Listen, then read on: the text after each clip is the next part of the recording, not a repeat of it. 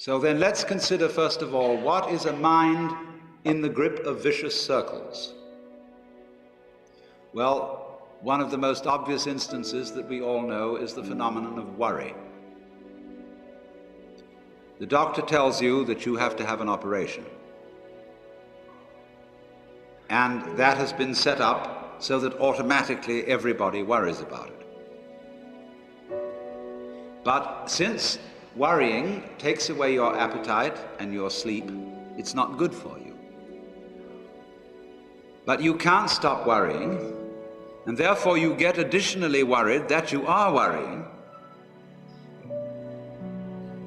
And then, furthermore, because that is quite absurd, and you are mad at yourself because you do it, you are worried because you worry because you worry. That is a vicious circle.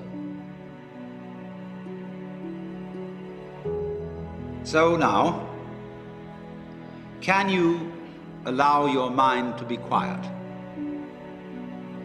Isn't it difficult? Because the mind seems to be like a monkey, jumping up and down and jabbering all the time. Once you've learned to think, you can't stop. And an enormous number of people devote their lives to keeping their minds busy and feel extremely uncomfortable with silence. When you're alone, nobody's saying anything, there's nothing to do. There's this worry, this lack of distraction. I'm left alone with myself, and I want to get away from myself. I'm always wanting to get away from myself. That's why I go to the movies, that's why I read mystery stories, that's why I go after girls or anything that you do, or get drunk or whatever. I don't want to be with myself.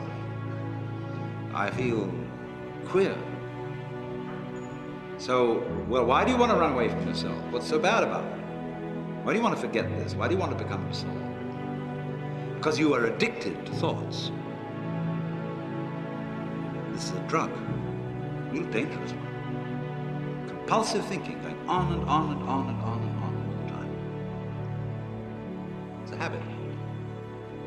So there's a difficulty about stopping that activity. And you really have to stop it if you want to be sane. Because if I talk all the time, I don't hear what anyone else has to say.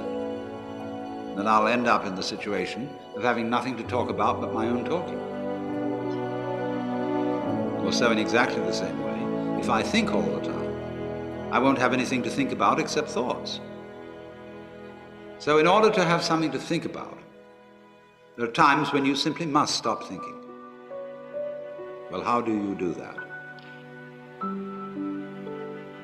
The first rule is don't try to.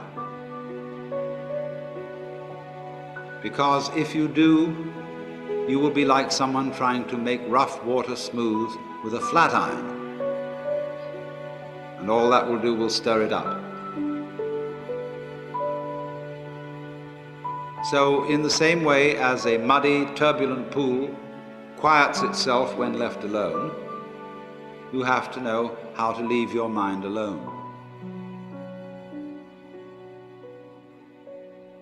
It will quiet itself.